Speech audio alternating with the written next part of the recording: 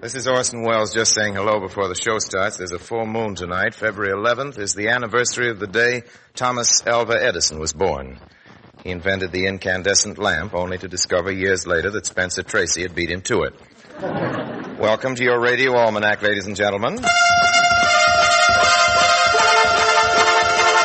At the sign of the Flying Red Horse.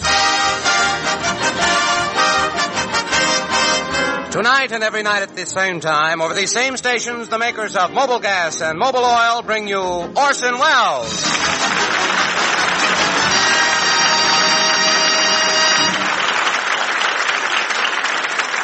Jack Mather speaking. Our guest tonight comes to us with the courtesy of Metro-Goldwyn-Mayer, producer of the great hit Madam Curie. Ladies and gentlemen, Ann Sothern.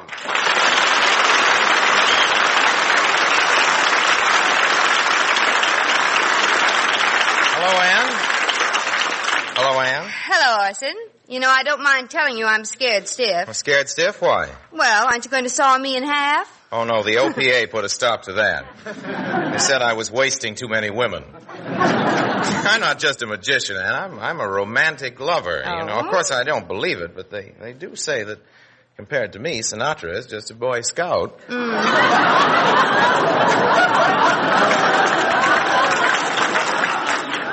He may be a Boy Scout, but a lot of Girl Scouts belong to his troop.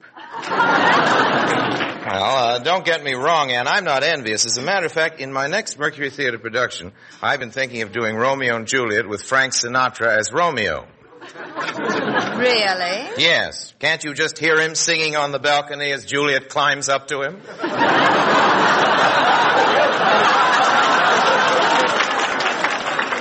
Orson, I don't want to criticize an old Shakespearean authority like you, but Juliet stands on the balcony and Romeo climbs up to her. I know, but Sinatra would never make it. Now, look, Ann, we're doing a scene later, and you'll find out how romantic I am. Well, if we're going to do a scene together, I'd better give you a couple of pointers. Pointers? Yes, now let me show you.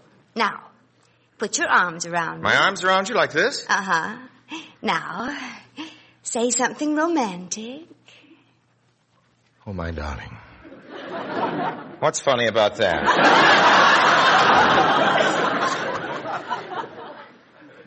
Oh, my darling. I love you with an equatorial passion. You ought to see me in Jane Eyre. I love you with an equatorial passion that no thermometer can register. Oh, my darling, pardon me, Ann. Hello? Oh, hello, dear. What? We're only acting. Of course I don't mean it. Honestly, she was only teaching me something. Oh, I know you can. But but, you know I do. I said you know. I said you know I do. I can't say it now. There are people listening. I say there are people listening. Oh, please don't be angry. I'll call you later. Goodbye. Who was that? My laundryman. Oh, yes, you've got to be awfully nice to them these days. Now, let's go on. You were saying... Ah, yes. Darling, oh, yes. You were saying... Thank you for giving it to me again. I'll try it once more. Darling, I've endeavored to conceal a passion whose in it... You should see me in Jane Eyre. I don't do this. I've endeavored to conceal a passion whose inner fires are broiling the very soul within me. I'll take it. I'll take it. Oh, it says in the script that you will. Hello? Oh, it's okay. I'll tell him. Orson, your laundryman says he's going home to his mother. She's always kidding that way. I'll bet. Now, come on, Orson. Make like Sinatra. Kiss me. All right, I will. Orson, who is this character? This is Mr. P. Bristle, the censor. I'm sorry, Mr. Wells, but you can't kiss Ann Sothern like that. Why? You know a better way? He's not allowed to kiss anybody that close to a microphone. Why not? Well, the voice is too romantic. Mr. P. Bristle, what... P. Bristle. P. Bristle. Whatever gave you the idea that his voice is romantic? Well, now, just read this letter. Dear sir, whenever Orson Welles speaks, I get goose pimples, signed Bella. Bella, what's the address? 602 Beverly Drive. Just as I thought. Bela Lugosi. Well, I have additional proof. Let me show you. Would you three young ladies please step up on the stage? That's right this way. All right, Mr. Wells, say something romantic. You mean, like this? Darling, I love you. Orson, pick him up. Are they kidding? You girls don't really think I'm romantic, do you? Why,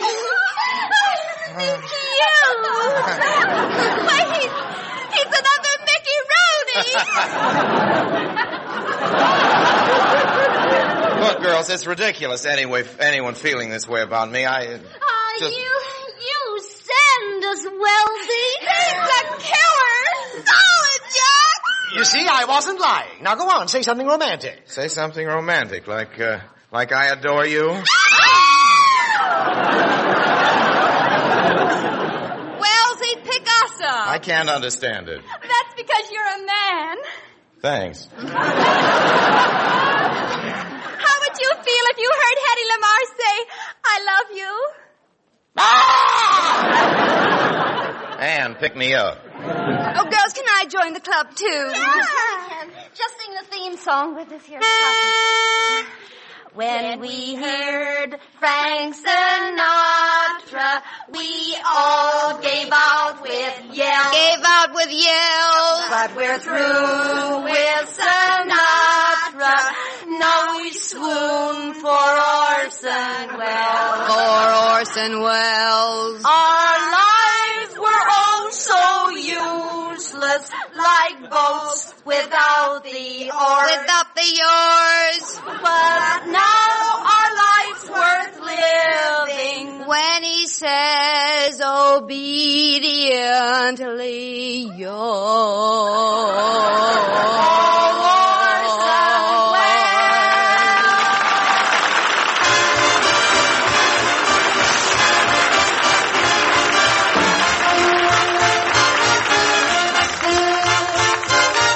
Shoo, shoo, baby.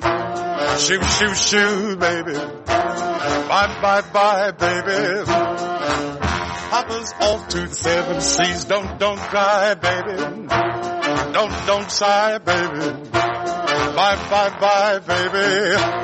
When I get back, we'll live the life of these. Seems kind of tough now to say goodbye this way. Papa's gonna get rough now so that he can be sweet to you another day. Don't cry, pretty baby, don't you sigh, my little babe. Shoo, shoo, shoo, baby. Papa's off to the seven seas.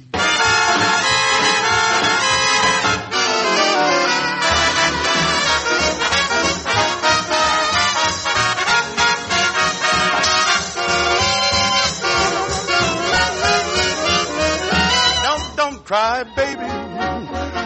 Don't sigh, baby. Bye, bye, bye, baby. Papa's off to the seven seas.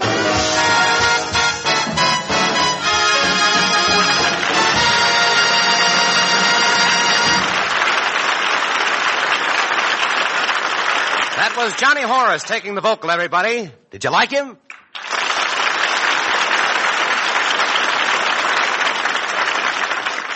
Tell me, folks, did you know this? Gasoline for cars is made by blending light and heavy elements. The heavy are for mileage, the light for snappy starts and rapid getaway.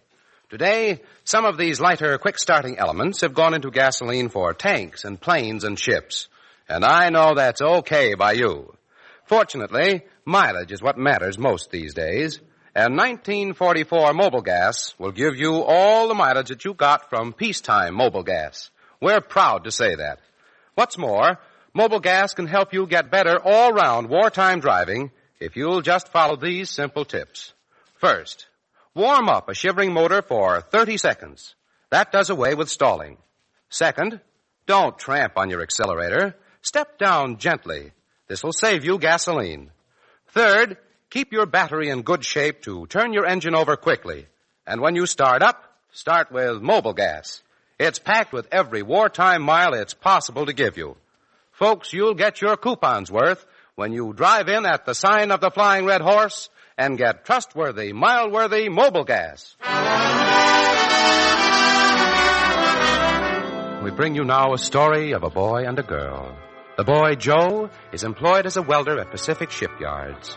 The girl, Betty, is played by Ann Sothern. is employed as a welder at the same shipyard. As was to be expected, Joe and Betty met, and after a whirlwind courtship, they were married. We find them now on the threshold of the little bungalow Joe has rented. There it is, baby. Oh, it's beautiful, Joe. Well, up's the daisy. Here you go. Well, don't drop me. It's bad luck. Well, this is the living room. Mm-hmm. There's the dinette. Oh. And the kitchen. Uh-huh. And the bathroom. And, there's another room in through there. I hope it's got a nice gas range. I just love to cook. Yeah. Well, here we are. Yeah. Nice in here, isn't it? Who is this Arthur Lake? Yes, it is nice. Still love me? Well, do you still love me? You know I do. Well, here we are. Yes, we certainly are. Nice of them to give you the afternoon off so we could get married. Yes, if they hadn't, we couldn't have. Couldn't have what? Got married. That's true. Well, here we are. Yeah. You can put me down now, dear. Oh, sure. I wonder what time it is. Oh, it's early, about 8 o'clock. Will you excuse me, dear? Yes, certainly. I'll be back in a minute, as soon as I unpack my bag. Well, I'll unpack mine, too.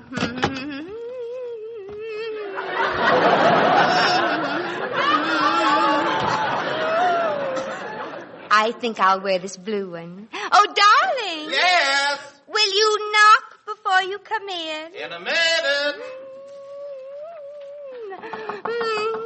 It's me. Andre. Blue, my favorite color. Joe, what kind of pajamas are those? Those aren't pajamas, they're overalls. Overalls? Yes, didn't I tell you? I'm on the night shift. See you in the morning, hon.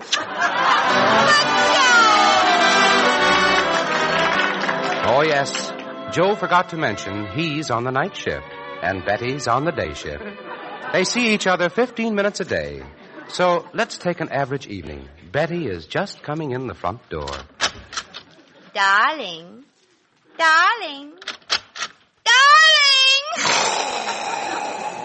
Oh, darn that Ovaltine. I haven't got the heart to wake him up.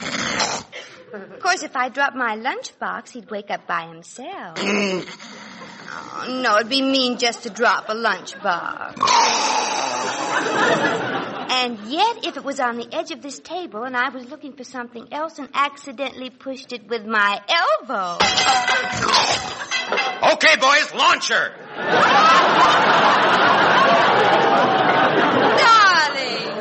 Darling, I didn't expect to find you up. Oh, turn the light out, will you, dear? I'm tired. Oh, but this is practically our honeymoon. Can't you be romantic even for a little while? Romantic, darling. I love you with an equatorial passion that no thermometer can register. Now leave me alone. I'm sleepy. Oh, I never should have married you.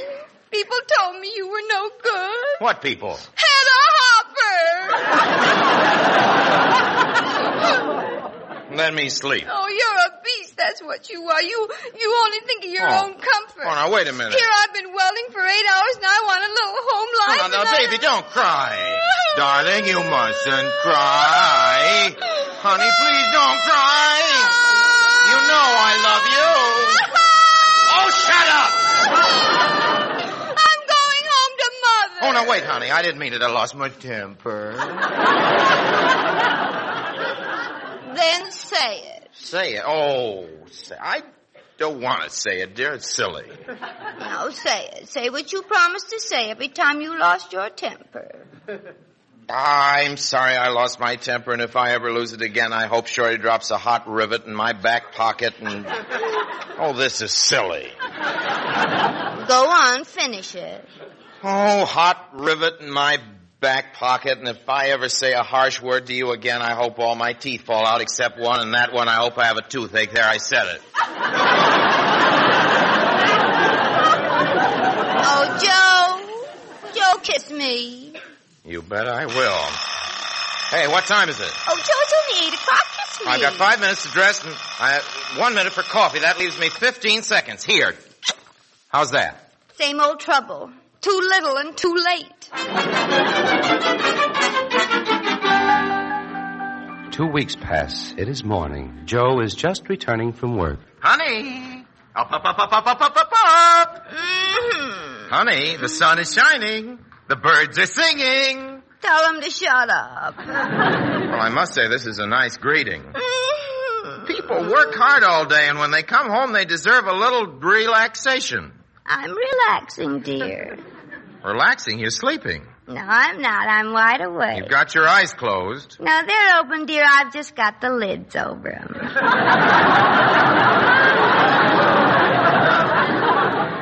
What kind of a home life is this? I thought marriage meant love and companionship and...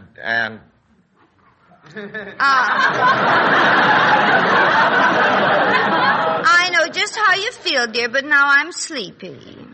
Well, go ahead and sleep. If that's your idea of a happily married life, go ahead, sleep. Ouch! You struck me, and while my back was turned. Well, it didn't hurt you that much. You're well insulated. Oh, insulting me now. Well, you started it. You were sleeping when I came in. But you're always sleeping when I come in. Yeah, but you overdo it. You look contented when you sleep. Well, I can't help the way I look when I sleep. I don't get up to look at myself to see how I look when I sleep. This is no way to live. You working in the day and me working at night. How we're ever going to bring up a family, assuming by some miracle we were to have one. Kids never see you all day, and at night they'd be asleep. I don't want them to call me Mama. Well, what about me? I've got a husband I see 15 minutes a day. Well, I know the milkman better. Oh, you do? Well, let me tell you something. Now, you listen to me. I put up with a lot. I don't mind your talking stockings. Here every morning, wake me up out of a sound sleep, and then keep me like you. Case 24850, Mrs. W. Go ahead, please. Mr. Anthony. Mr. Anthony, I've been married for 3 months now. My husband is... Don't mention any names, please. My husband works in the night shift and I work on the day shift, and the only time that... Young lady, you must find more time to spend with your husband. That's what I'm trying to do. Then my advice to you is to go home. Go home to your husband. But my husband isn't home now. You see, he works... Just where is your husband, Mrs. W? He's working. He works on the night shift. I see. How long has your husband been telling you he works on the night shift? Since the day we got married, we didn't even have a honeymoon. Oh. Then my advice to you is to go home. Go home to your husband. Speak to him. But that's impossible, Mr. Anthony. We only see each other a few minutes a day. You see, he works on the night shift and Then my advice to you is to go home. Go home to your husband. Yes. Hello, Mother. I was just going to call you. I've got the most wonderful news. I finally got them to change me to the night shift. Oh, there's Joe, Mother. I'll call you back. Honey. Joe, I've got the most wonderful news. Betty, I've only got a minute. Got to get right back to the yards. Darling, I've been changed to the day shift.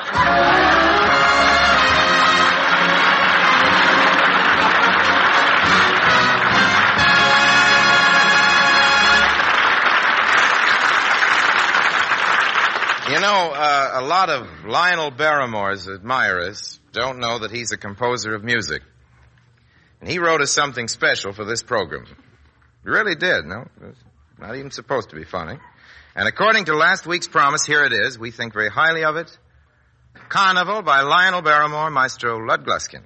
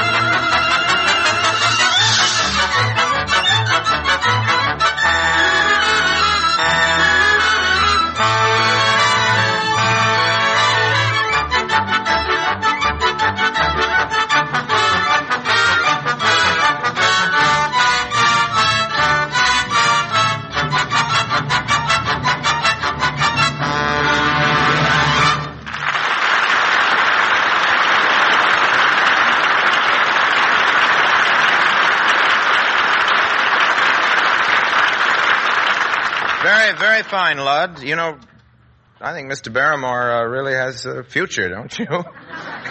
I'm sure Lionel Barrymore listening in. Hello? Oh, I'm glad you liked it, Lionel. Oh, you couldn't have liked it that much. Oh, the trumpet. The third trumpet player. I'll tell him. Goodbye. Lud, Lionel says your third trumpet player was only using one lip.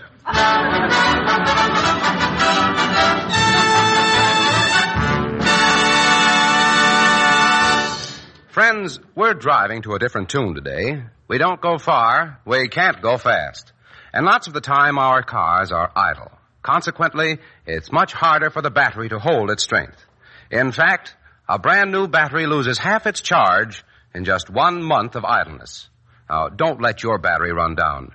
You know the well-known moan of the motorist, "Darn car is stuck, my battery's dead." Well, that won't happen if you'll pay a visit to a certain fellow first. Your friendly mobile gas dealer. Let him double-check your battery and cables. Ask him to recharge that battery. Yep, your mobile gas dealer is your man. Have him check connections and the terminals to make certain they're not frayed or rusted. Top-notch battery service. That's what you'll get. To save yourself cuss words and start your car at all times pronto, drive in soon. Tomorrow, at the sign of the Flying Red Horse.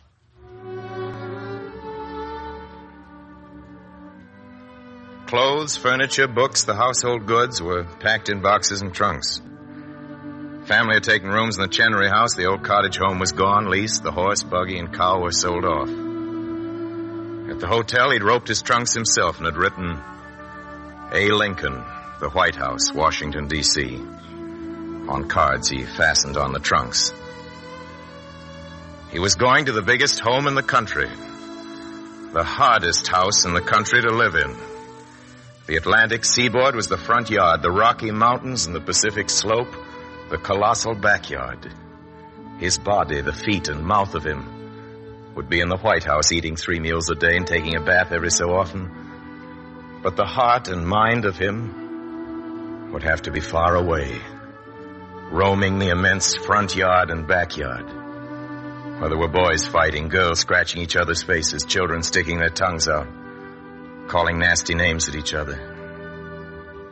He was to be the father. The Red Indians would actually call him the Great Father. Negroes would call him Massa. And punctilious white men would use the address, Your Excellency. He would be the supreme counselor of the American people. Good God, what a job. Abraham Lincoln was born on February 12th, the day before his 52nd birthday. He left his home in Illinois for Washington. A cold drizzle of rain was falling. Lincoln and his party were to leave Springfield on the 8 o'clock at the Great Western Railway Station. Chilly gray mist hung on the circle of the prairie horizon. One by one came hundreds of old friends shaking hands, wishing him luck and good speed. All faces solemn. On the platform of the car, he turned and saw his home people. Then he said slowly, amid the soft gray drizzle from the sky, "Friends, no one who's never been placed in a like position can understand my feelings at this hour, nor the oppressive sadness I feel at this parting. For more than a quarter of a century, I've lived among you, and during all that time, I've received nothing but kindness at your hands. Here I've lived from my youth till now I'm an old man. Here the most sacred trusts of earth were assumed. Here all my children were born. Here one of them lies buried. To you, dear friends, I owe all that I have, all that I am. All the strange checkered past seems to crowd now upon my mind. Today I leave you. I go to assume a task more difficult than that which devolved upon General Washington. Unless the great God who assisted him shall be with me and aid me, I must fail. But if the same omniscient mind and the same almighty arm that directed and protected him shall guide and support me, I shall not fail. I shall succeed. Let us all pray that God of our fathers may not forsake us now. With these few words I must leave you. For how long I know not. Friends, one and all, I must now bid you an affectionate farewell. Bells rang, there was a grinding of wheels, and the train moved and carried Lincoln away from Springfield. The tears were not yet dry on some faces, and the train had faded into the gray to the east. Some of the crowd said afterwards that Lincoln, too, was in tears. But tears ran down his face as he spoke that morning. And one of the crowd said there were no tears on Lincoln's face. He had a face with dry tears, said this one. He was a man who often had dry tears.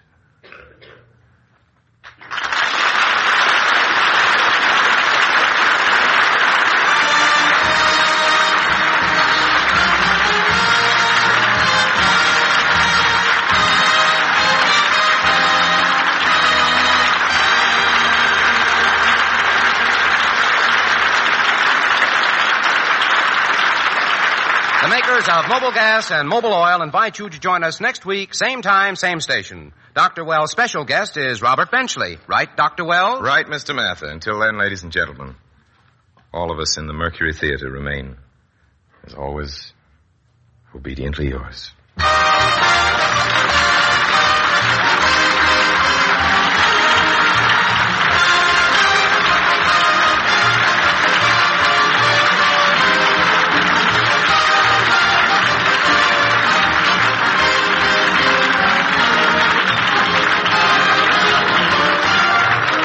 Mr. Wells read from Carl Sandburg's Prairie Years, published by Harcourt Brace. Jack Mather speaking. This is CBS, the Columbia Broadcasting System.